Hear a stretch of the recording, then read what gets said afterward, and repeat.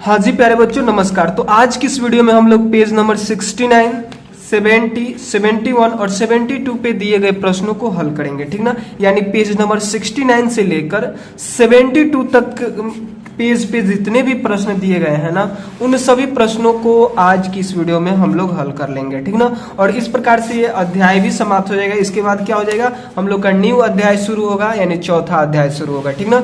तो चलिए इन सभी प्रश्नों को हल करते हैं। देखिए सबसे पहले यहाँ पे आइए पता लगाए में आपसे क्या पूछा जा रहा है कि अब हम कुछ सरल आकलन करेंगे। आकलन मतलब अनुमान, किसी चीज को देखकर अनुमान लगाना आकलन कहलाता है। अब हम कुछ सरल आकलन करेंगे। यह एक मनोरंजक अभ्यास है और इसके द्वारा आप अपने आसपास की विभिन्न संख्याओं को जानकर प्रसन्न होंगे, मतलब खुश होंगे। यदि याद रखिए, दिए गए प्रश्नों के लिए सही संख्या जानने में हमारी रुचि नहीं है। अपने आकलन के तरीके को कक्षा के साथ साझा कीजिए। देखिए आपको क्या करना है ना, कुछ प्रश्न दिए रहेंगे। देखिए ये जो पेज नंबर 69 है ना, और 70 पे जो प्रश्न दिए गए हैं और 71 पे बहुत ही आसान है, बहुत ही आसान। इसमें आकलन आपको करना है, अनुमान लगाना है, परफेक्ट। इसकी रुचि नहीं है कि आपको सही संख्या मिले। यहाँ पे लिखा भी है कि इन प्रश्नों के लिए सही जानने, इन प्रश्नों के लिए सही संख्या जानने में हमारी रुचि नहीं है। मतलब हमको केवल अनुमान लगाना है, सही संख्या से मतलब नहीं है। तो ये बहुत ही आसान प्रश्न है, इस पे दिए गए। बाकी दिमाग हम लोग को इस प्रश्न को हल करने में लगाना है, ठीक ना। तो जब ये प्रश्न को हल करेंगे तो थोड़ा सा टाइम लगेगा, बाकी सब प्रश्न देखिए दाएं दाएं हल होगा, ठीक ना। देखिए अनुमान आपको लगाना है। तो पहला प्रश्न में आपको क्या अनुमान लगाना है कि आपके द्वारा चलने के लिए उठाए गए कदम का अनुमान लगाना है। मान लीजिए आप जिस स्थान पे बैठे हैं, अभी अपने क्लास में कोई बच्चा होगा जो क्लास में मान लीजिए बैठा होगा, तो बैठे से लेकर कक्षा के दरवाजे तक, मान लीजिए आप कहीं कक्षा में बैठे, मान लीजिए ये आपका क्लासरूम है, इसका दरवाजा यहाँ पे है। अब देखिए ये अनुमान कैसे लगेगा, मान लीजिए कोई यहाँ पे बैठा है तो उसके तो एक ही कदम दूर दरवाजा है, मतलब एक कदम उठाएगा वह दरवाजे पे चला जाएगा। लेकिन जो बैक बेंचर है, जो पीछे बैठा है, उसके लिए तो कम से कम 15-20 कदम लगेंगे यहाँ से यहाँ तक जाने के लिए। तो ये आपको अनुमान अपने अनुसार लगाना है और ये अनुमान कुछ भी हो सकता है। इसकी सही संख्या नहीं बताई जा सकती। अब बताइए जो बच्चा यहाँ बैठा होगा बोलेगा मुझे जाने में 10 से 15 कदम लगेंगे, जो यहाँ बैठा होगा बोलेगा कि हम तो एक ही कदम में चले जाएंगे। तो ये आपके अपने अनुसार इसका आंसर देना है। फिर भी हम यहाँ पे आपको हेल्प कर देंगे। यहाँ पे लिख दीजिएगा लगभग 20 से, हम लिख देते हैं, आप लोग यहाँ पे अनुमान लगा सकते हैं कि लगभग, इसके आंसर में लिखिएगा पहले की ए में क्या लिख दीजिएगा कि लगभग 20 से 25 कदम क्या होगा, जहां आप बैठे होंगे जिस बेंच पे, वहां से कक्षा के दरवाजे पे जाने में लगभग आपके क्या लग सकते हैं, 20 से 25 कदम लग सकते हैं। मान लीजिए आप यहाँ पे बैठे हैं, एक क्लास बहुत बड़ी है, तो यहाँ से यहाँ तक जाने में लगभग इतना लग ही जाएगा। बाकी आप इसके पास बैठे हैं तो आप 6-7 भी लिख सकते हैं, ठीक ना। तो ये आपके अनुसार इसको जो चीज चाहे वो आप लोग मान सकते हैं, अनुमान लगा सकते हैं। परफेक्ट मापना नहीं है, अनुमान ही लगाना है, ठीक ना। देखिए बी नंबर प्रश्न में आपसे क्या पूछा जा रहा है कि विद्यालय के मैदान के चारों ओर सिरे से सिरे तक आप कितना कदम उठाएंगे उसको पूरा घूमने। मान लीजिए कि मैदान मतलब होता है फील्ड, मान लीजिए फील्ड है, तो आपने यहां से चलना शुरू किया तो यहां तक फिर आने में आपने कितना कदम उठाया, इसका अनुमान लगाना है। तो देखिए हम क्या करते हैं, यहाँ पे लिख देते हैं। ये भी क्या है ना कि आपका जो खेल मैदान होगा, विद्यालय का जो मैदान होगा जहां आप लोग खेलते हैं, उस पर डिपेंड कर रहा है कि वो कितना बड़ा है कितना छोटा है। तो फिर भी हम यहाँ पे लिख देते हैं कि लगभग हमारे अनुमान के अनुसार कि लगभग लग सकता है कि 200 से 300 कदम उठाने पड़ सकते हैं अगर आपका मैदान थोड़ा लंबा बड़ा सा है तो, ठीक ना। तो आप लोग ये लिख लेंगे, ठीक ना। चलिए आगे देखिए, कक्षा के दरवाजे से विद्यालय के दरवाजे तक। अब मान लीजिए कि आपकी क्लास का दरवाजा है, यहां से आपका विद्यालय बहुत बड़ा सा होगा, तो वहां तक जाने में आपको कितना कदम उठाना पड़ सकता है। तो ये भी आपको अनुमान ही लगाना है। तो अनुमान लगाने का मतलब ही होता है लगभग, ल ग और ये है भ और ये है ग, ठीक ना। तो कोई डाउट नहीं होना चाहिए। देखिए यहाँ पे ऐसे लिख दीजिएगा, ल लिखिएगा, ग लिखिएगा, भ लिखिएगा और ग लिखिएगा, लगभग ऐसे लिखा जाता है, ठीक ना। तो लगभग यहाँ पे क्या लिख सकते हैं, 100 से 150, 100 कदम से आप 150 कदम क्या कर सकते हैं, उठा सकते हैं। तब जाकर आप क्या करेंगे, कक्षा के दरवाजे से विद्यालय के दरवाजे तक पहुंच सकते हैं। आपके विद्यालय से आपके घर तक की दूरी मतलब कदम में कितना हो सकता है, तो अब आपका विद्यालय से घर की दूरी कितना है ये आप पे निर्भर करती है ना, बताइए। फिर भी हम एक अंदाज के अनुसार यहाँ पे लिख देते हैं कि लगभग 1000 तो लग ही जाएगा, ठीक ना। अगर किसी का ज्यादा दूर होगा तो उससे भी ज्यादा लग सकता है, तो हम यहाँ पे लिख देते हैं लगभग। लगभग कितना, 1000 से 1200 कर दे क्या, 1000 कदम या फिर 1000 से 1200 भी कर सकते हैं कि मतलब इसी के आसपास, या तो 1000 लगेगा या फिर 12000 लग सकता है, ठीक ना। तो ऐसे आप लोग लिख सकते हैं, ठीक ना। बाकी चलिए अब हम लोग अगले प्रश्न की तरफ चलते हैं। देखिए यहाँ पे दूसरा प्रश्न में आपसे क्या पूछा जा रहा है, इसमें के चारों प्रश्न आपने कंप्लीट कर लिया। चलिए दूसरे प्रश्न की तरफ चलते हैं। दूसरा में पूछा जा रहा है कि आपके द्वारा आंखों को झपकने की संख्या या आपके द्वारा ली गई सांसों की संख्या 1 मिनट में कितना हो सकता है। अपने आंख को झपकना का मतलब समझते हैं, आप 1 मिनट में अपने आंख को कितना बार बंद करके खोल देते हैं, ये बात आपको बतानी है यहाँ पे कि 1 मिनट में लगभग कितना बार आप ऐसे कर देते हैं। तो देखिए ये भले आप इसको नोटिस नहीं किए हो, लेकिन आपकी आंख हमेशा बंद होती है, खुलती रहती है, ठीक ना। तो वही बात यहाँ पे आपसे पूछा जा रहा है कि बताइए कि आप 1 मिनट में ये काम कितना बार कर देते हैं, यानी आंख को बंद करके खोल कितना बार देते हैं। तो बहुत सारे लोग 15 से 20 बार जरूर ही खोल देते होंगे, ठीक ना, क्योंकि हम लोग काउंट नहीं करते हैं, लेकिन ये आंखें खुलती बंद होती रहती है, ठीक ना। तो यहाँ पे लिख दीजिएगा कि लगभग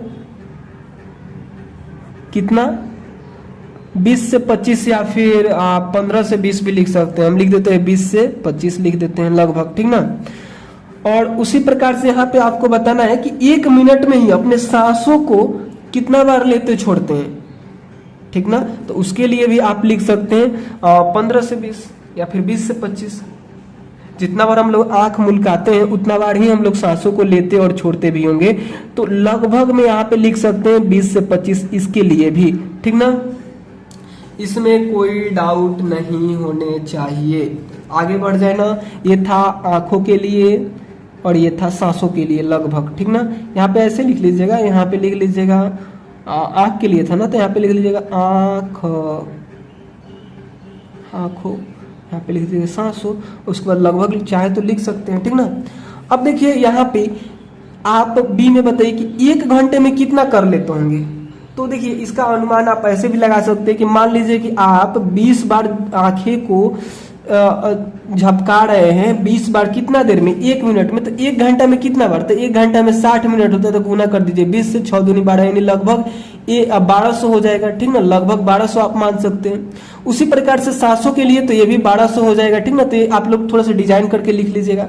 अब 1 दिन में आपको बताना है, तो 1 दिन में लगभग हो सकता है कि 2000, आप ऐसे ही अनुमान लगा सकते हैं। मान लीजिए कि आपने यहाँ पे 1200 बार क्या किया, 1 घंटा में किया, तो दिन में कितना घंटा होता है, 24 घंटा हो जाता है। तो आप 1200 में आप क्या करेंगे, 24 से गुना कर देंगे, तो ये लगभग 3000 या फिर 2500 आप यहाँ पे मान सकते हैं, ठीक ना। लगभग मान के चल रहे हैं, तो मान लेते हैं कि 2500, दोनों के लिए यही चीज हो जाएगा, 25,000 हो जाएगा। जब इतना में आप 24 से गुना कीजिएगा तो ये 28,000 होना चाहिए, लेकिन आप लोग लगभग में यहाँ पे 25,000 भी लिख सकते हैं, ठीक ना। तो इतना बात समझ में आया। चले हम आगे चलते हैं। आगे चलिए तीसरा प्रश्न में देखिए आपसे क्या पूछा जा रहा है कि आपके आसपास ऐसी वस्तुएं ज्ञात कीजिए जिनकी संख्या कुछ हजार हो या फिर 10,000 से अधिक हो। देखिए आप अपने आसपास अगर ईंट देखेंगे तो लगभग 1000 में होगा, ठीक ना। आपको कहीं ईंट दिख रहा है, बहुत सा ढेर दिख जाए तो क्या होगा, लगभग 1000 में होगा। तो यहाँ पे ईंट भी लिख सकते हैं, ईंट, ठीक ना। और 10,000 से अधिक तो आप आधा किलो चावल लेंगे तो उसमें बहुत सारे दाने उसके मिल जाएंगे, तो यहाँ पे लिख सकते हैं चावल के दाने, ठीक ना, ठीक ना, चावल के दाने। यहाँ पे पूछा क्या था कि आप अपने आसपास ऐसी वस्तुएं ज्ञात कीजिए जिनकी संख्याएं कुछ हजार हो। तो मान लीजिए कि हमारे आसपास ईंटें हैं, तो वो ईंटें कितने हो सकती है, 1000 में हो सकती है, 10,000 में भी हो सकती है, लेकिन 10,000 के लिए बहुत बड़ी ढेर चाहिए, ठीक ना। लेकिन थोड़ा सा भी ईंटा है तो लगभग 1000 हो ही जाएगा। वैसे ही 10,000 से अधिक के लिए क्या होगा कि आप आधा किलो चावल लीजिए या फिर 1 किलो, उसके दाने 10,000 से अधिक ही होंगे, ठीक ना। तो इस प्रकार से 2 उदाहरण लिख लेंगे। चलिए आगे देखिए, आगे भी कुछ प्रश्न दिए गए। उत्तर का आकलन कीजिए, मतलब फिर से यहाँ पे अनुमान ही लगाना है। 30 सेकंड के अंदर अनुमान लगाने का प्रयास कीजिए कि अपने अनुमान को अपने मित्रों के साथ भी जांचिए, मतलब मित्रों के साथ साझा भी कीजिए, ठीक ना। देखिए आपको अनुमान क्या लगाना है कि आपकी गणित की पाठ्य पुस्तक में शब्दों की कितनी संख्या होगी, लगभग 5000 से अधिक। जो आपका पूरा बुक है, गणित का ये जो बुक है, उसमें शब्दों की संख्या कितनी होगी, तो 5000 से अधिक या फिर 5000 से कम। तो अगर आप लोग इसी पेज पे दिए गए शब्दों को काउंट करेंगे ना, तो ये लगभग 100 या फिर 100 से अधिक हो जाएगा, ठीक ना। तो पूरे बुक में कितने शब्द हो जाएंगे, 5000 से अधिक हो जाएंगे। तो ये वाला यहाँ पे ऑप्शन सही हो जाएगा। आपके विद्यालय में बस द्वारा आने वाले विद्यार्थियों की संख्या लगभग कितना होगा, तो आपके ये विद्यालय पे डिपेंड करता है कि आपका विद्यालय कितना बड़ा है, ठीक ना। हो सकता है कि छोटा विद्यालय हो तो 200 से भी कम हो, और बड़ा विद्यालय है तो हो सकता है कि 200 भी हो, 200 से अधिक भी हो। तो आप अपने विद्यालय के अनुसार इसको टिक आउट कर लेंगे। चलिए आगे बढ़ते हैं। तीसरा प्रश्न में देखिए आपसे क्या पूछा जा रहा है कि रोशन 5 व्यक्तियों के लिए फ्रूट कास्टर्ड बनाने के लिए दूध और 3 प्रकार के फल खरीदना चाहता है। उसका अनुमान है कि फ्रूट कास्टर्ड बनाने की लागत 100 है। क्या आप उससे सहमत हैं? अगर है तो क्यों या क्यों नहीं, ठीक ना। आपको यहाँ पे बताना है कि अगर सहमत है तो क्यों या फिर क्यों नहीं। तो देखिए अगर फल सस्ता होगा तो आराम से बनाया जा सकता है। तो आप लोग यहाँ पे क्या लिख लीजिएगा, आप लोग यहाँ पे लिखिएगा, यहाँ पे एकदम सिंपल से हम लिख देते हैं, आप लोग को बस यही छाप लेना है, ठीक ना। देखिए ज्यादा तामझाम करिएगा फिर प्रश्न बहुत कठिन लगने लगेगा। हम छोटा सा यहाँ पे आंसर लिख लेते हैं तीसरे नंबर के लिए। तीसरा नंबर में आपको यही लिख देना है, ठीक ना। लिखिएगा हाँ। आपसे पूछा क्या जा रहा है कि मतलब 100 रुपया में वो जो फ्रूट कास्टर्ड बनाना चाहते हैं बन सकता है। फ्रूट कास्टर्ड मतलब एक पीने वाला, जो गर्मी के दिन में क्या किया जाता है ना, पिया जाता है। इसको बनाकर दूध के साथ ही बनाया जाता है, बहुत अच्छा लगता है, ठीक है। तो आप लोग लिखिएगा कि हाँ यदि दूध और फल के यूज से बनता है, ठीक ना। आप लोग जरूर कभी घर पे बनाइएगा, मम्मी से बोलिएगा अपने बनाने के लिए। कम यदि कम मात्रा में और सस्ते, यदि कम मात्रा में और सस्ते फल लिए जाए तो, दिख रहा है ना आपको, जाए तो लगभग 100 रुपए में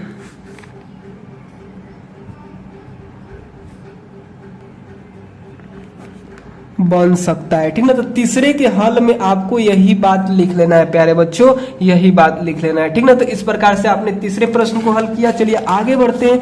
देखिए अगला प्रश्न आपसे क्या पूछा जा रहा है कि गांधीनगर जो गुजरात में है, ठीक ना, गुजरात की राजधानी है, और जो कोहिमा है वो नागालैंड में है, और नागालैंड की राजधानी भी कोहिमा ही है, ठीक है ना। यानी दोनों ये राज्य हैं। गुजरात एक भारत का राज्य है जिसकी राजधानी गांधीनगर है। तो आपसे प्रश्न क्या पूछा जा रहा है कि गांधीनगर और कोहिमा के बीच की दूरी का आकलन कीजिए। मतलब आप अनुमान लगाइए कि उनके बीच की दूरी कितनी होगी, ठीक ना। और संकेत भी दिया गया है कि इन शहरों का पता लगाने के लिए आप भारत का मानचित्र का यूज कर सकते हैं, ठीक ना। तो देखिए हम यहाँ पे लिख देते हैं, आपको वही बात लिख लेना है। हम अनुमान क्या लगाएंगे कि लगभग 2000 या फिर 2100-2200 किलोमीटर हो सकता है, ठीक ना। तो हम यहाँ पे आकलन कर देते हैं। आकलन ही आपको करना है, अनुमान लगाना है। आकलन का मतलब होता है, ठीक ना,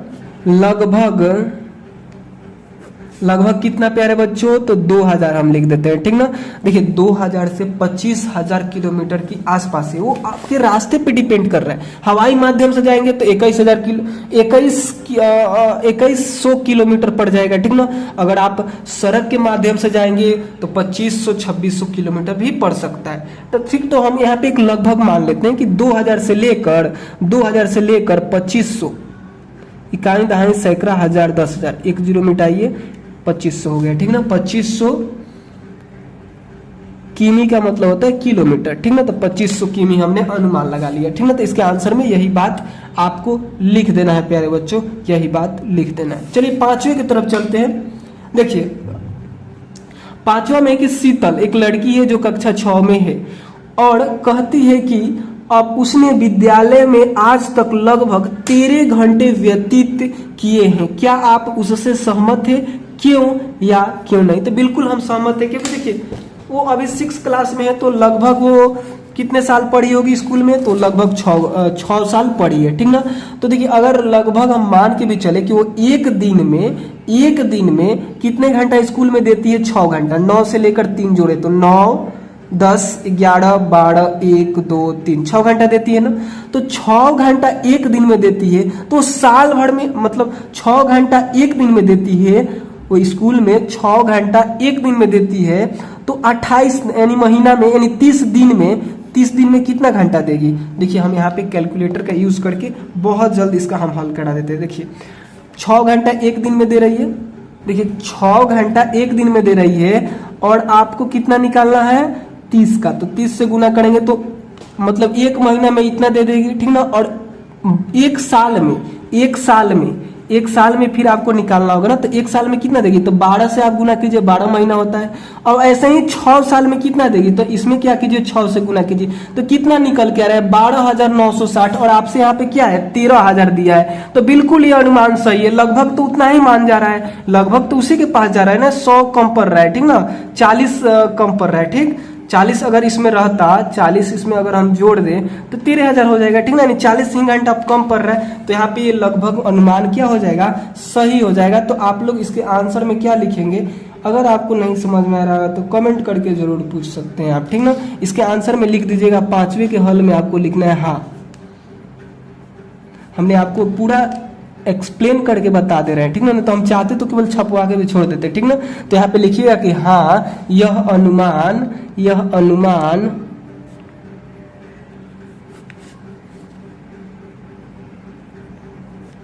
उचित लगता है, ठीक ना, क्योंकि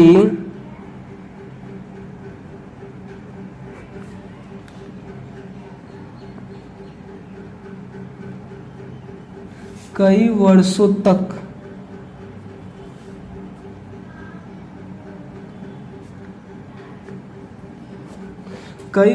तक प्रतिदिन विद्यालय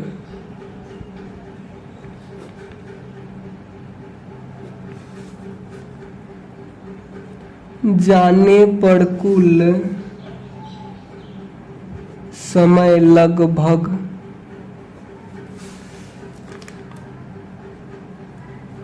इतना हो सकता है, जो कि हमने आपको कैलकुलेट करके भी समझा दिया, ठीक ना। हमने कैसे समझाया कि मान लीजिए वो लड़की जो है, कौन सी लड़की जो है, उसका नाम क्या है? तो उसका नाम है शीतल।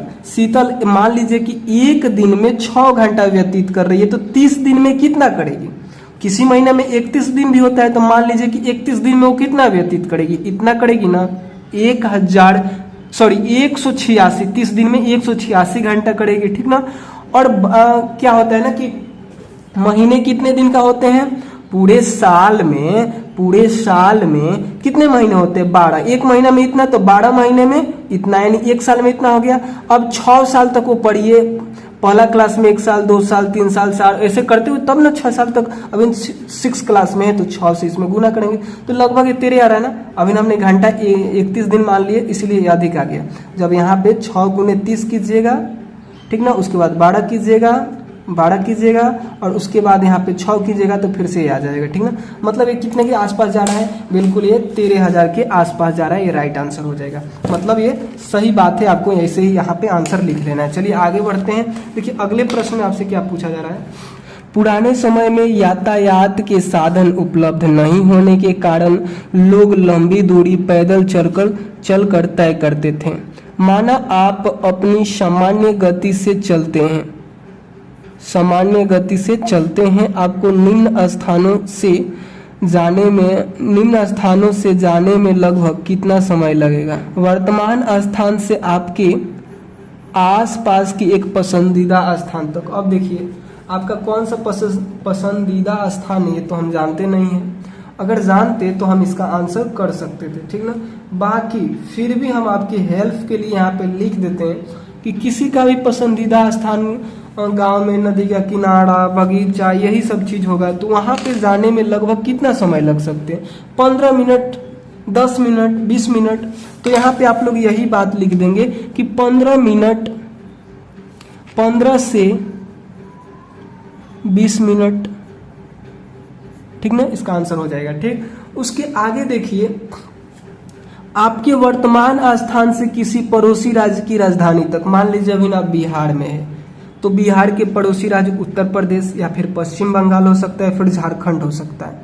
तो मान लीजिए कि इनके राजधानी तक आपको जाना होगा, तो कितना देर लग सकता है? अगर पैदल चलना हो तो, बस गाड़ी से नहीं जाना है, पैदल जाना है। देखिए यहाँ पे पैदल के भी चर्चा किया है, तो लगभग हमको लग रहा है कि 6 दिन 7 दिन तो जरूर नहीं लग जाएगा, ठीक ना। तो यहाँ पे लिख लीजिएगा 10 से 15 दिन ही लिख लीजिए, 10 से 15 दिन, ठीक ना, 10 से 15 दिन लग जाएगा। तो ये दूरी पे डिपेंड करता है कितना दूर है, ठीक ना। भारत के सुदूर दक्षिण बिंदु से भारत के सुदूर उत्तरी बिंदु तक, तो इसके लिए लगभग कितना लग जाएगा? लगभग 60 से 90 दिन लग जाएंगे, ठीक ना। उसके बाद देखिए, आकलन के कुछ प्रश्न बनाइए और अपने सहपाठियों को चुनौती दीजिए। आपको क्या करना है कि कुछ प्रश्न ऐसे ही तैयार करना है जिसपे आपको अंदाज लगाना हो, ठीक ना, और अपने सहपाठियों से क्या करना है? पूछना है। तो हम कुछ प्रश्न यहाँ पे दिखा देते हैं, आप क्या कीजिएगा कि अपने सहपाठियों से पूछ लीजिएगा, ठीक ना, और इसको हम स्क्रीन पे भी लगा देंगे, ठीक ना। देखिए पहला प्रश्न क्या है कि इसका ब्राइटनेस बढ़ा दे थोड़ा। देखिए पहला प्रश्न आप पूछ लीजिएगा कि हमारे विद्यालय में कितनी कुर्सियां होगी। ये आकलन का विषय हो सकता है कि आपके विद्यालय में कितनी कुर्सियां होगी। एक पेड़ पर लगभग कितने पत्ते होंगे, ठीक ना। एक कक्षा में, एक वर्ष में कितनी चॉक इस्तेमाल होती होगी, ठीक ना। 1 किलो गेहूं में लगभग कितने दाने होंगे।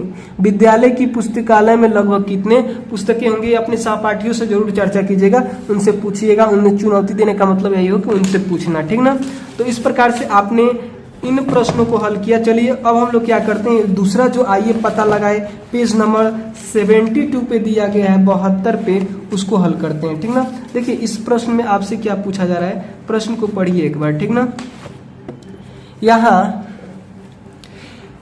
यहाँ इस ग्रिड में केवल एक महाकोष्ठ है। महाकोष्ठ मतलब जो रंगीन है ना, इसको महाकोष्ठ बोलते हैं। इस चैप्टर के स्टार्टिंग में ही इसके बारे में हम लोग पढ़े थे, ठीक ना। महाकोष्ठ का मतलब होता है कि अगल बगल के, महाकोष्ठ का मतलब होता है कि अगल बगल से सबसे बड़ी संख्या, इसके चारों साइड, ऊपर, इधर, इधर और इधर जितनी संख्या लिखी है ना, उससे ये बड़ा है, इसलिए क्या है? महाकोष्ठ है। ये हम लोग शुरू में ही पढ़ लिए हैं इस चैप्टर में, ठीक ना। यदि आप इसमें से किसी एक संख्या के 2 अंकों की अदला बदली करते हैं तो यहाँ 4 महाकोष्ठ बन जाते हैं। जानिए कि कौन से अंकों की अदली बदली की जानी चाहिए। मतलब आपको यहाँ पे बताना है कि कौन से अंक की अदली बदली हम करेंगे तो ये जो रंगीन है, यानी ये जो महाकोष्ठक है 4 हो जाए। आपको मतलब यहाँ पे महाकोष्ठ 4 बनाना है, ठीक ना। तो देखिए सबसे पहले इन सभी प्रश्नों को आपको अपने कॉपी में लिखना है। यहाँ पे हम लिख देते हैं। देखिए पहला प्रश्न है यहाँ पे कि 16,200, उसके नीचे है 23,609, उसके बाद है 19,381। दिख रहा है ना आपको प्यारे बच्चों? बिल्कुल दिखना चाहिए। ऐसे डिजाइन थोड़ा सा आप लोग बना लीजिएगा, ऐसे भी आप लोग थोड़ा सा डिजाइन बना लीजिएगा, ठीक। और इधर से ऐसे बना लीजिएगा, इधर से ऐसे बना लीजिएगा। यहाँ पे देखिए, यहाँ पे क्या है 39,344 है, और यहाँ पे क्या है 29,765 है, और यहाँ पे क्या है 45,306 है, और यहाँ पे क्या है 38,408 है, और यहाँ पे क्या है 50,319 है। प्रश्न में क्या पूछा जा रहा है कि आपको क्या करना है कि 2 अंक का अदला बदली कर देना है, ठीक ना। तो इसी में ध्यान दीजिए, इसी में क्या कीजिएगा ना कि ये जो लास्ट में अंक लिखा है ना, इसको आगे कर दीजिए। ये जो लास्ट में है इसको आगे कर दीजिए, और उसके बाद सेम जैसा लिखा है वैसे कर दीजिए, और ये आगे वाला को पीछे कर दीजिए। 2 अंक की अदली बदली कर दी, यानी इसको क्या किया, आगे पीछे कर दिए, तो ये अदली बदली हुआ। इस प्रकार से आप यहाँ पे केवल अदली बदली कर दिए ना, अब आपको यहाँ पे 4 गो महाकोष्ठक दिखने को मिल रहा है, ठीक ना। महाकोष्ठ का मतलब आप समझते हैं, महाकोष्ठ का मतलब होता है कि अगल बगल की संख्याएं, अगर चारों साइड संख्याएं तो चारों साइड की संख्याएं से बड़ी जो संख्या होगी वो महाकोष्ठ कहलाएगी। इस संख्या की हम लोग जांच करेंगे तो देखेंगे कि ऊपर कुछ नहीं है, जिधर कुछ नहीं रहेगा तो उधर हम लोग 0 मान लेंगे। तो इधर से तो ये बड़ा हो गया, इधर से भी ये बड़ा हो गया, लेकिन इधर से क्या हुआ, छोटा हुआ, इधर से भी छोटा हुआ, तो महाकोष्ठ नहीं हुआ।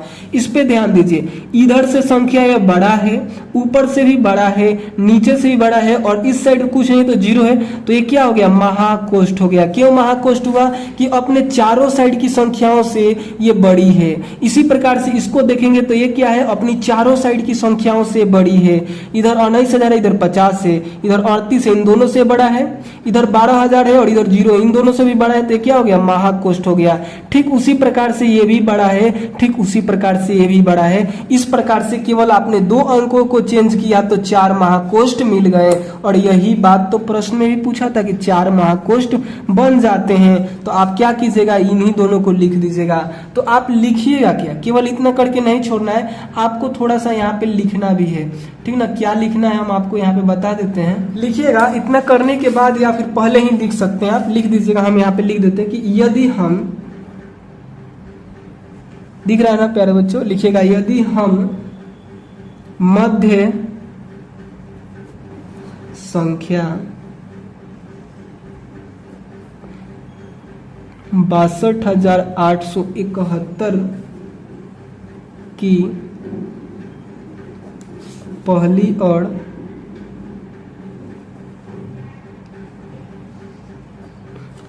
और अंतिम अंक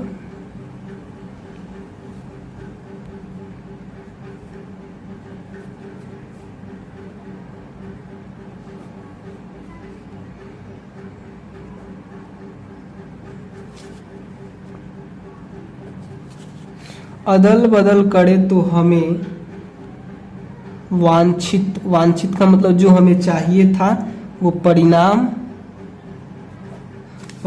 प्राप्त होता है। मतलब हमको चाहिए क्या था, हमको चाहिए था 4 महाकोष्ठ चाहिए था, ठीक ना। तो हमने क्या किया, इस मध्य वाली संख्या के पहली संख्या और अंतिम संख्या की अदल बदल कर दी। मतलब ये जहाँ पे वो पहली संख्या था वहाँ पे अंतिम संख्या कर दी, अंतिम संख्या जहाँ था वहाँ पे पहली संख्या कर दी। तो इस प्रकार से हमें 4 महाकोष्ठ मिला, यानी वांछित परिणाम मिला। मतलब हम लोग को चाहिए था 4 महाकोष्ठ, तो 4 महाकोष्ठ मिल गया। तो इस प्रकार से आपका पहला प्रश्न का हल होगा। आप लोग इस पूरे को लिखेंगे, उसके नीचे ये लिख लेंगे, या फिर पहले इसी को लिख लेंगे, उसके नीचे इसको लिख लेंगे, ठीक ना। इतना बात समझ में आया। या फिर इसको छोटा करके साइड में लिख लेंगे और इसको इधर कर देंगे। आप अपने अनुसार इसको जिस प्रकार से डिजाइन करना चाहते हैं, जितना सुंदर लिखना चाहते हैं उतना सुंदर लिख सकते हैं। बाकी चलते हैं हम लोग दूसरे प्रश्न की तरफ। दूसरा प्रश्न में पूछा जा रहा है कि आपके जन्म वर्ष से शुरू करके आप कितने चरणों में कापरेकड़ स्थिरांक तक पहुंच जाएंगे। देखिए, कापरेकड़ स्थिरांक का मतलब आप लोग समझते हैं, हमने ये पिछली वीडियो में बहुत इसकी चर्चा की थी। ये वाला जो था ना, ये वाला प्रश्न हमने हल कराया था।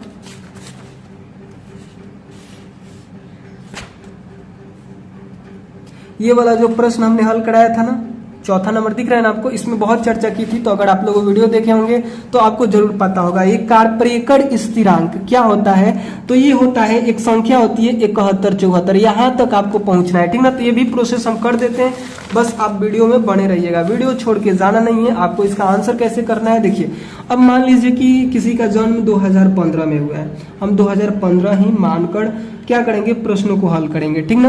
तो हम मान लेते हैं कि आपका जन्म 2015 में हुआ है, ठीक ना। तो इसको लिखेंगे कैसे, लिखेंगे अपने जन्म वर्ष, उदाहरण के लिए हम एक ले लेते हैं,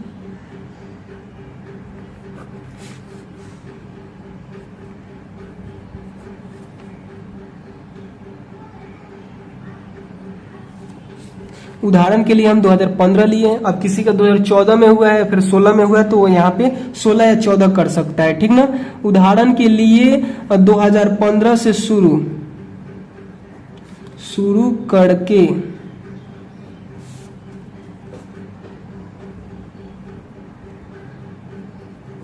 कपड़ेकर स्थिरांक 6174 ये संख्या तक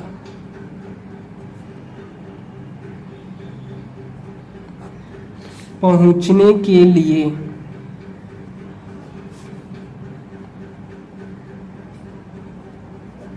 आपको निम्नलिखित या फिर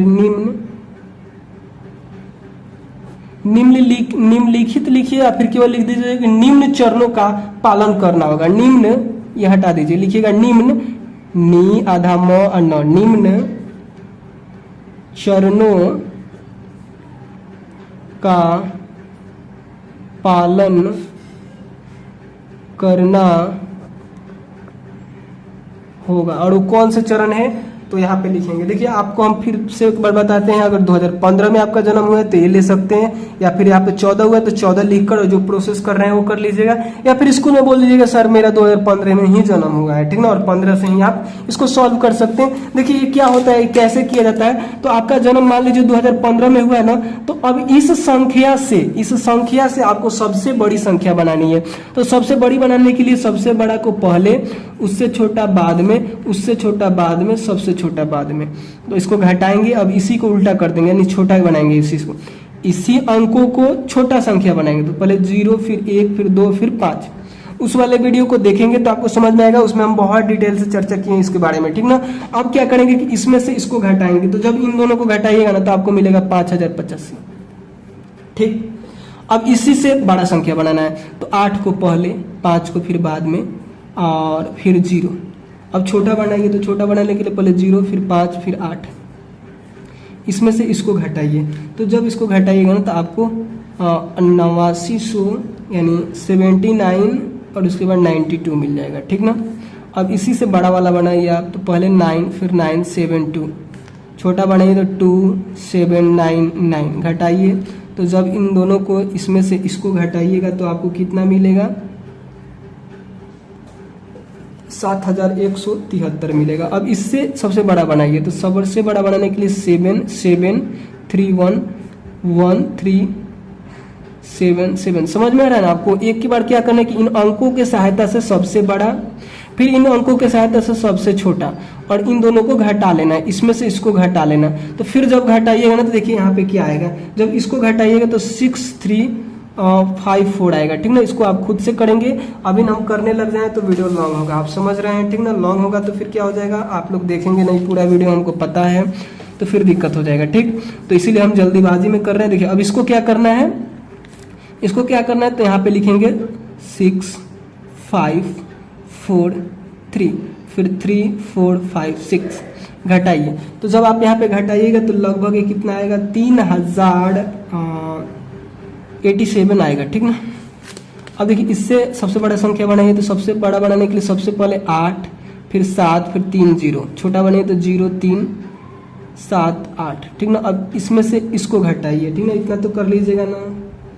तो यहाँ पे आपको मिलेगा 8352। ऐसे करते हुए आपको बढ़ते जाना है जब तक ये संख्या आपको न मिल जाए, जब तक ये संख्या न मिल जाए जब तक आपको ये करते रहना है, ठीक ना। फिर देखिए इसको उल्टा कीजिए, सॉरी इससे सबसे बड़ा संख्या बनाइए, तो सबसे पहले 8 फिर 5 फिर 3 फिर 2, छोटा बनाइए तो 2 3 5 8। अब घटाइए, तो जब इसको घटाएंगे ना, यहीं पे समझ लीजिए, जब इसको घटाइएगा प्यारे बच्चों, यहाँ पे लिखिएगा 8532 और 2358। देखिए इधर से एक हार से लीजिएगा तो 12 में से 8 घटेगा तो 4 हो जाएगा, इधर हो गया 2, इधर से हार से लीजिएगा तो 12 में से 5 घटेगा हो गया 7, इधर से आपने हार से लिया तो हो गया 4 में से 3 को घटाइएगा तो 1, यहाँ पे हो गया है 6 में से, सॉरी यहाँ पे हो गया 8 में से 2 घटेगा तो 6, तो ये संख्या आ गया ना ये वाला, ठीक ना। तो अब इसको इसमें से घटा दिए आप, तो यहाँ पे क्या आ गया, 6174 आ गया। और यही तो मांगाना था, यही क्या है, यही कपड़ेकर स्थिरांक है, ठीक ना। तो यही आपको मांगाना था। और आपसे पूछा जा रहा है कि कितना चरण में आप मंगा सकते हैं, कितना चरण लगेंगे, तो चरण कितना लगा, पहला ये चरण हुआ, दूसरा ये चरण हुआ, तीसरा ये चरण हुआ, चौथा ये हुआ, पांचवा ये हुआ, छठा ये हुआ, सातवां ये हुआ। कितना में आपने लाया, तो 7 चरण में लाया। तो यहाँ पे आंसर लिख सकते हैं कि हमको इसको लाने में कितने चरण लगे, 7 चरण लगे, ठीक ना। तो अगर लिखना चाहे अपने जन्म से शुरू करके आप कितने चरण में कपरेकर स्थिरांक पर पहुंच जाएंगे, तो लिख दीजिएगा 7 चरण में। कहीं पे इधर लिख दीजिएगा कि 7 चरण में, ठीक ना। थोड़ा सा और सजा के भी आप लिख सकते हैं। बाकी चलिए, हम वीडियो लॉन्ग हो रहा है, हम आगे बढ़ रहे हैं। और देखिए तीसरा प्रश्न आपसे क्या पूछा जा रहा है। तीसरा प्रश्न में पूछा जा रहा है कि हम 35,000 और 75,000 के बीच 5 अंकों की संख्याओं का वह समूह, हम 35,000 और 75,000 के बीच 5 अंकों की संख्याओं का वह समूह है जिसके सभी अंक विषम हैं। हमारे समूह की सबसे बड़ी संख्या कौन सी है, हमारे समूह की सबसे छोटी संख्या कौन सी है, हम में से कौन सी संख्याएं 50,000 के अत्यधिक निकट है, ठीक ना। देखिए बहुत आसान प्यारे बच्चों ये क्वेश्चन है, थोड़ा सा आप दिमाग लगाइएगा तो आपको ये समझ में आ जाएगा। तीसरे के हल में लिखिएगा कि सबसे बड़ी संख्या,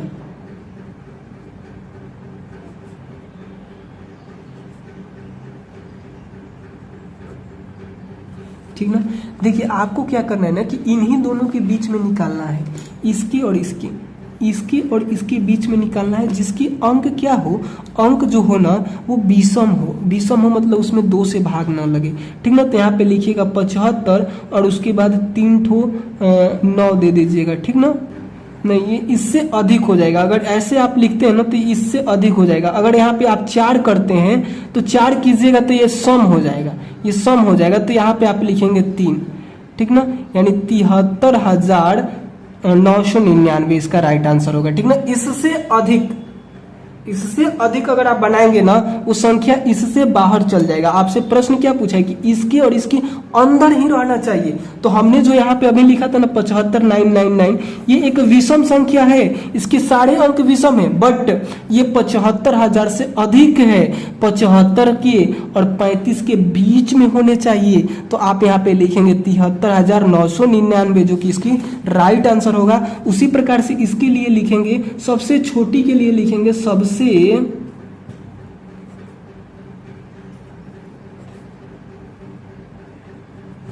सबसे छोटी संख्या के लिए आप क्या लिखेंगे कि 25,000 तो लिख देंगे और उसके बाद 1 लगा देंगे, ये हो जाएगा सबसे छोटी। अब देखिए आपसे पूछा जा रहा है कि 50,000 के निकट हो, तो देखिए 50,000 के निकट कौन सा संख्या हो जाएगा, तो 51,111 हो जाएगा, ठीक ना। तो इसको लिख लीजिएगा। देखिए इस पर अगर डिटेल में वीडियो चाहते हैं तो आप कमेंट कीजिएगा, हम और डिटेल में भी इसको समझा सकते हैं। 2 प्रश्न आपसे पूछा था तो जिसका आपने आंसर कर दिया। तीसरा पूछा था कि हम में से कौन सी संख्या 50,000 के अत्यधिक निकट है, तो लिखिएगा कि 50,000 के निकट या फिर अत्यधिक निकट लिख सकते हैं। 50,000 के निकटतम, हमें फास्ट कर रहे हैं, ठीक ना। अगर आप डिटेल में वीडियो चाहते हैं तो आप कमेंट कर सकते हैं, ठीक ना। तो यहाँ पे आंसर लिख दीजिएगा 51,111, ठीक ना, इसका राइट आंसर हो जाएगा। इस प्रकार से आपने तीसरे प्रश्न को हल किया। चलिए चौथे प्रश्न को समझिए। तो चौथा प्रश्न में आपसे क्या पूछा जा रहा है कि आकलन कीजिए कि आपको वर्ष में सप्ताहों यानी वीकेंड्स, त्योहारों और छुट्टियों मिलाकर कुल कितने छुट्टियां मिलती है।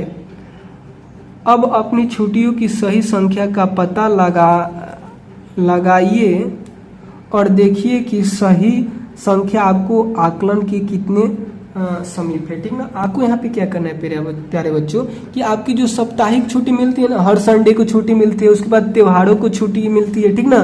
त्योहारों को छुट्टी मिलती है और क्या चीज़ का छुट्टी है, त्योहारों मिलाकर कुल कितनी छुट्टियां मिलती है, अपनी छुट्टियों के सही अनुमान लगे। देखिए आप लोग स्कूल में गर्मी की छुट्टी, त्योहारों की छुट्टी, मतलब बहुत सारी छुट्टियां मिलती है। हम यहाँ पे कुछ लिख देते हैं, जैसे साप्ताहिक छुट्टी, तो इसको लिए यहाँ पे लिखेंगे, चौथे के हल में लिखिएगा कि जो आपको रविवार को मिलता है, तो रविवार की छुट्टी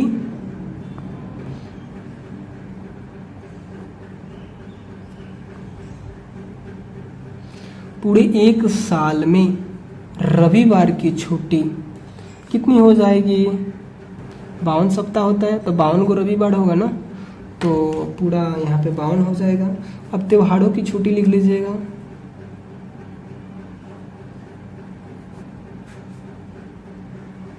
छुट्टियाँ यहाँ से छाप लीजिए, त्योहारों पे मान लेते कि 20 दिन आपको त्योहारों की छुट्टी मिल गई। अब गर्मी की छुट्टी लिख लीजिए, गर्मी की छुट्टी कितना हो जाएगा जी, गर्मी की छुट्टी लगभग आपको 30 दिन तो मिल ही जाता है। गर्मी की छुट्टियाँ आपको कितना मिल जाता है, 30 दिन मिल जाता है, ठीक ना। तो यहाँ पे 30 दिन उसको लिख लीजिए, ठीक ना। इसी प्रकार से ठंडी ज़्यादा पड़ता है तो सर्दी की भी छुट्टी आपको मिल जाती है। तो मान के चलिए सर्दी की छुट्टी भी आप मान लीजिए 20 दिन उसको भी, ठीक ना। अब इन सभी को जोड़ दीजिए, कितना हो रहा है, कुल छुट्टियाँ कितना हो जाएगा, लिखिएगा कुल अनुमानित छुट्टियाँ, यहाँ पे अनुमानित लिखिएगा, ठीक ना, क्योंकि ये कंफर्म नहीं हम लोग मान रहे हैं ना, अनुमान लगा रहे हैं। तो लिखिएगा कुल अनुमानित छुट्टियाँ बराबर, इन सभी को जोड़िएगा। 52 को तो आपका संडे वाला छुट्टी हो गया, 20 को त्योहार वाला हम मान लेते हैं, इसी को भी 30 भी मान सकते हैं अपने अनुसार, ठीक ना। इसको गर्मी की छुट्टी 30 और ये 20 हो गया, ठीक ना। इसको 30 कर दे, क्या इसको 30 ही कर दीजिए, ठीक ना। जो त्योहारों की छुट्टी हमने मानकर चला 30। अब इन सभी को जोड़िए, 30 30 60 और 20 कितना हो जाएगा 80। और 80 में जब आप 52 को जोड़िएगा तो कितना हो जाएगा, ये 132 हो जाएगा, ठीक ना। यानी 132 दिन की आपकी क्या हो जाएगी, ये अनुमानित छुट्टियां हो जाएगी। नहीं दिखा है सब क्या, ये अनुमानित क्या हो जाएगी, छुट्टियां हो जाएगी, ठीक ना प्यारे बच्चों। अब देखिए आपसे पूछा जा रहा है कि अनुमानित तो पहले आप निकाल लीजिए, आकलन कर लीजिए, और उसके बाद आपको क्या करना है कि पता लगाइए और देखिए कि सही संख्या आपके आकलन के कितने समीप है। अब आपकी छुट्टियों की सही संख्या, तो ये आपको स्कूल से पता चलेगा कि आपके स्कूल में कितने दिन की छुट्टी मिलती है, आकलन हो गया, ठीक ना। तो आप यहाँ से लेकर यहाँ तक लिख लेंगे और फिर अपने स्कूल में जाकर सर से पूछ लेंगे, या फिर आप वहाँ पे पता लगाएंगे कि आपके स्कूल में ओरिजिनल कितना दिन की छुट्टी मिल रही है, और ये अनुमान लगा लेना। तो ये आकलन वाला प्रश्न था, चौथा भी आप लोग ऐसे हल कर लेंगे।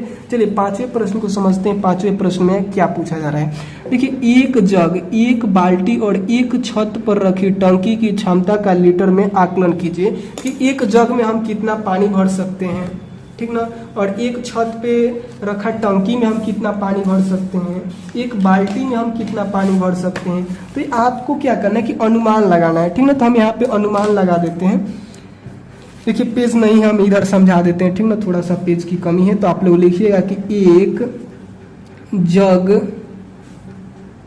की क्षमता, ठीक ना, मतलब एक जग की क्षमता क्या हो सकती है, तो 1 लीटर। एक जग में आप 1 लीटर पानी आराम से रख सकते हैं, तो यहाँ पे लिख सकते हैं 1 लीटर, ठीक ना। उसी प्रकार से दूसरा क्या था, एक जग के लिए था एक बाल्टी और एक छत पे लगी टंकी, ठीक ना। तो यहाँ पे उसके बाद आप लोग लिख सकते हैं, दूसरे के लिए लिखिएगा कि एक बाल्टी की क्षमता। देखिए प्यारे बच्चों, अगर वीडियो अच्छा लगा हो तो प्लीज़ आप लोग लाइक कर लीजिएगा, ठीक ना, क्योंकि बहुत मेहनत करना पड़ता है, इतना चिल्ला कर पढ़ाना कोई पढ़ाएगा इतना, बताइए। उसके बाद देखिए आपको यहाँ पे लिखना है कि बाल्टी की क्षमता क्या हो जाएगी, तो लगभग क्या होता है 15 लीटर हो जाता है, ठीक ना। एक बाल्टी में 10 से 15 लीटर पानी आराम से अट जाते हैं। और देखिए उसके बाद आप लोग लिखिएगा छत पे रखी, छत पे एक छत पर रखी टंकी, जो पानी वाली टंकी होती है ना, आप लोग कभी ना कभी देखे होंगे, अगर आपके छत पे होगा तो आपको पता होगा, नहीं तो कहीं ना कहीं जरूर देखे होंगे, ठीक ना। तो वो क्या होता है कि लगभग उसमें 1000 की टंकी है तो 1000 लीटर पानी अट जाएगा, ठीक ना। अगर 500 लीटर की टंकी है तो उसमें 500 लीटर पानी अटेगा। 1500 लीटर का है तो 1500 2000, वैसे ही जितना अधिक का होगा उतना ज्यादा अटेगा, ठीक ना। तो इस प्रकार से आप क्या करेंगे, 5वें प्रश्न को हल करेंगे। चलिए अगला प्रश्न देखिए आपसे क्या पूछा जा रहा है कि एक 5 अंकों की संख्या तथा 2 अंकों की संख्याएं इस प्रकार लिखिए कि उनका योगफल 18,670 हो जाए, ठीक ना। तो देखिए एक इसका आंसर तो 1 से अधिक भी हो जाएगा, ठीक ना। अगर आप लोग यहाँ पे ध्यान दीजिएगा तो यहाँ पे देखिए छठा में देखिए 1 से अधिक इसका आंसर हो जाएगा। अब मान लीजिए कि हम क्या करते हैं, 3 गो संख्या बोला है ना, सबसे पहले समझिए एक क्या करना है, 5 अंकों की संख्या लिखना है और 2 गो 3 अंक की संख्या लिखना है। वो संख्या ऐसी होनी चाहिए कि जोड़ें तो आपको इतना मिल जाए, ठीक ना। तो हम एक क्या करते हैं, 5 अंक की संख्या लिखते हैं 17,000 को, ठीक ना। और एक आपको क्या करना है, दो आपको क्या करना है, 3 अंक की लिखनी है। तो एक हमने ये लिख दिया और एक हमने ये लिख दिया, और इन तीनों को जोड़ेंगे। इन तीनों को जब आप लोग जोड़ेंगे प्यारे बच्चों तो क्या हो जाएगा, इन तीनों को जब जोड़िएगा तो आपको आएगा 18,670 ही। जोड़ लीजिए आप लोग, आपको विश्वास नहीं तो, ठीक ना। तो ये क्या हो जाएगा, इसका आंसर हो जाएगा, इसको आपको लिख लेना है। इसके अलावे और भी हो सकते हैं, जैसे आप क्या किए 18,400 लिख दिए और एक संख्या लिख दिए 130 जो कि 3 अंक की है, और एक और संख्या लिख दी 140 जो कि 3 अंक की है, और इन सभी को जब आपने जोड़ा तो 18,670 ही मिला। तो ये भी हो जाएंगे आंसर, ये तीनों आंसर इसका हो जाएंगे, ठीक ना। इसमें क्या है, इसमें 3 अंक, इसमें 5 अंक। प्रश्न में भी यही पूछा था कि 5 अंक और 3 अंक की 2 होनी चाहिए। तो देखिए 3 अंक की 2 है और एक 5 अंक, इसमें भी 3 अंक की 2 है और एक 5 अंक की है, ठीक ना। तो इस प्रकार से इसका हल हो जाएगा। चलिए आगे बढ़ते हैं। देखिए अगला प्रश्न छठा के बाद है 7वां नंबर। देखिए 7वां नंबर में आपसे क्या पूछा जा रहा है, एक पेज हमको ले लेने दीजिए, ठीक ना। 1 सेकेंड रुक जाइए, हम पेज लेकर आते हैं।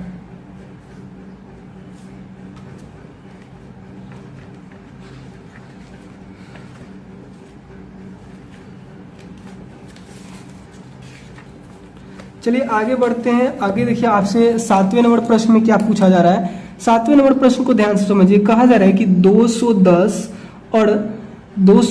और 390 के बीच एक संख्या चुनिए, ठीक ना। इन दोनों के बीच एक संख्या चुनना है और अनुच्छेद 3.9 में दिए गए संख्या पैटर्न के समान एक पैटर्न निर्मित कीजिए, मतलब पैटर्न एक बनाइए जिसमें यह चुनी गई संख्या योगफल हो, जिसमें यह चुनी गई संख्या योगफल हो। देखिए आपको क्या करना है ना कि एक इसके और इसके बीच एक कोई भी आपको संख्या ले लेना है।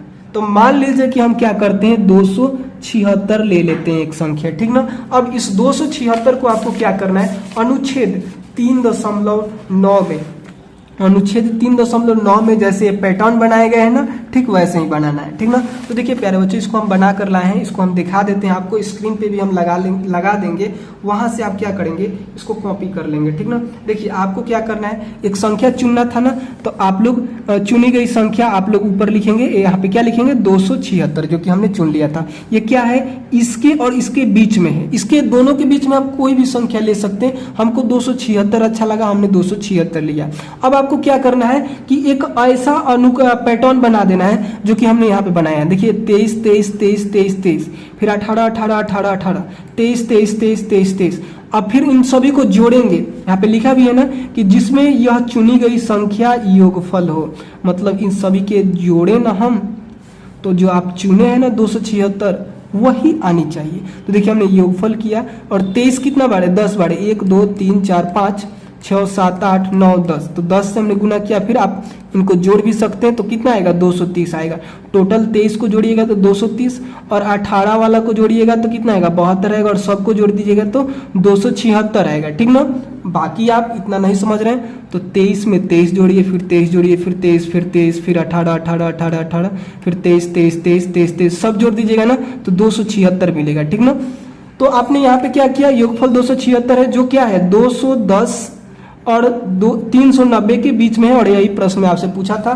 तो आप लोग यहाँ से, आपको दिख रहा है ना, यहाँ से लेकर यहाँ तक इसके हल में लिखेंगे, बस ये स्क्रीन पे हम लगा देंगे, आप वहाँ से लिख लीजिएगा, ठीक ना। तो चलिए हम आगे बढ़ते हैं। देखिए आपसे 8वें नंबर प्रश्न में क्या पूछा जा रहा है, ध्यान दीजिए।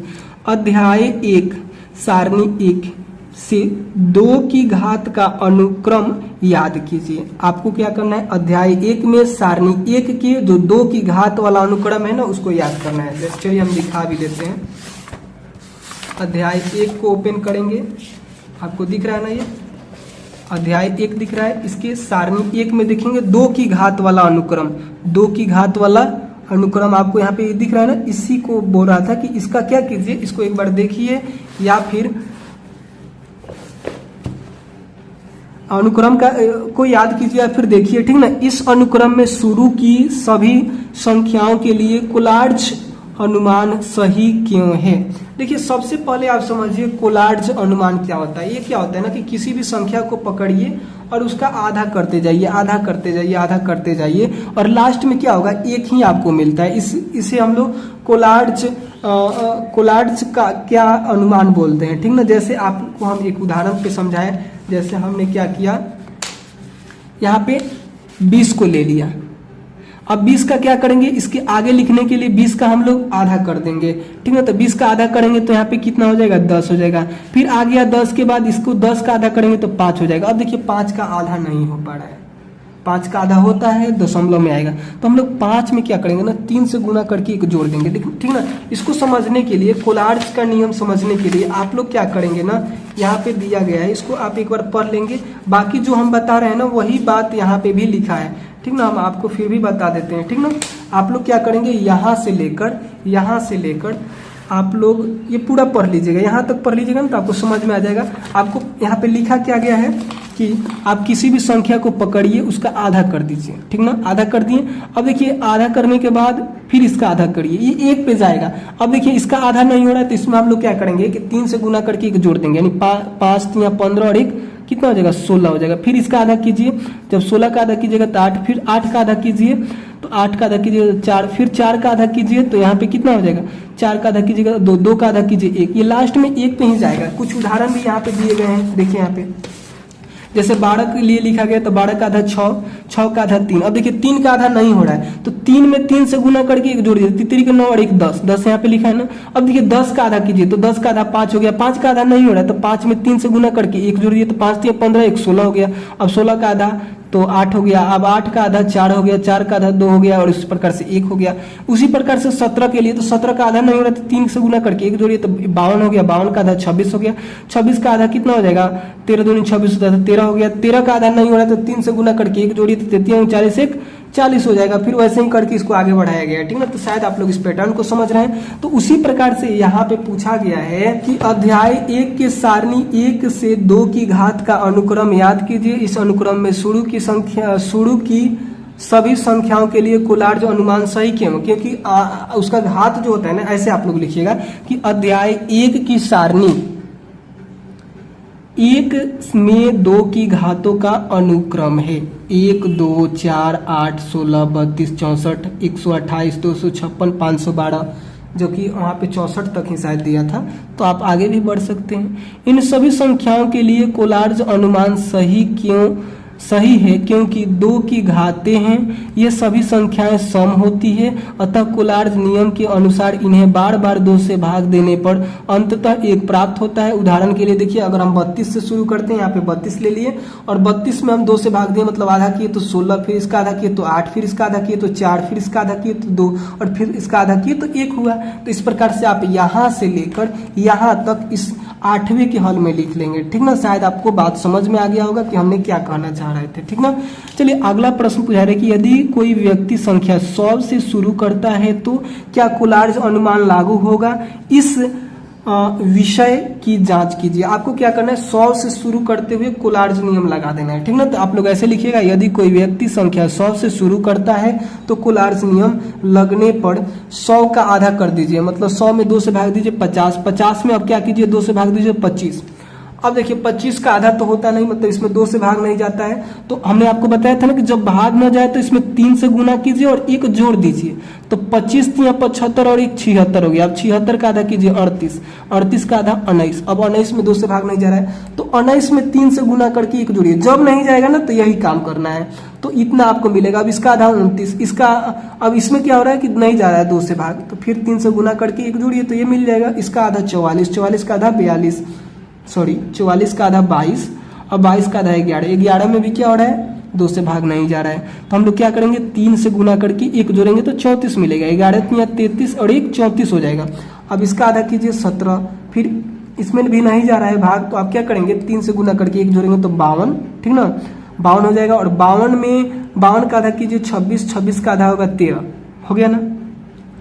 अब 13 का आधा होता नहीं तो 3 से गुना करके 1 जोड़िए तो 40, फिर 20, फिर 10, वैसे ही करते हुए आप लास्ट तक कहाँ चले जाएंगे, 1 पे जरूर नहीं जाएंगे। तो देख रहे हैं कि अंत में संख्या 1 प्राप्त होता है और 1 प्राप्त हो जाना ही क्या कहलाएगा, कोलार्ज अनुमान कहलाएगा, ठीक ना। तो इस प्रकार से आपने क्या किया, 9वें का भी हल कर लिया। चलिए आगे बढ़ते हैं। शून्य से प्रारंभ करते हुए खिलाड़ी बारी बारी से 1 और 2 के बीच संख्या को जोड़ता है।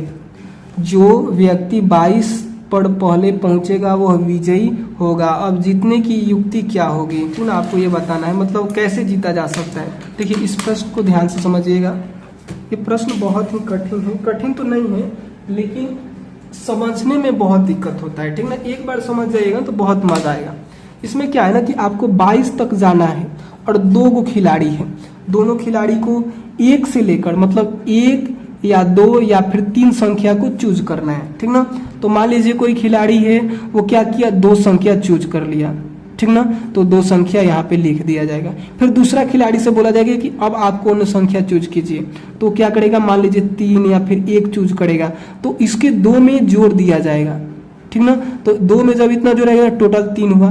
तो ऐसे करके किस खिलाड़ी के द्वारा 22 तक पहुंचा जाएगा, ठीक ना। जैसे पहला खिलाड़ी 2 लिया ना तो दूसरा 3 लिया, तो फिर पहला का बारी आएगा तो फिर वो इन्हीं तीनों में से कोई संख्या लेगा, ठीक ना। तो इसके हल में आपको लिखना है कि यदि पहला खिलाड़ी प्रारंभ में 2 पर पहुंच जाता है तो दूसरी खिलाड़ी द्वारा 1, 2 या 3 जोड़े पर वह ऐसी संख्या जोड़े की कुल संख्या क्रमशः 6, 12, 14, 18 तथा 22 हो जाए। इस प्रकार पहला खिलाड़ी अंत में 22 पर पहुंच जाएगा और विजयी होगा। अतः जीतने की युक्ति 2, 6, 10, 14, 18 तथा 22 पर पहुंचना है, ठीक ना।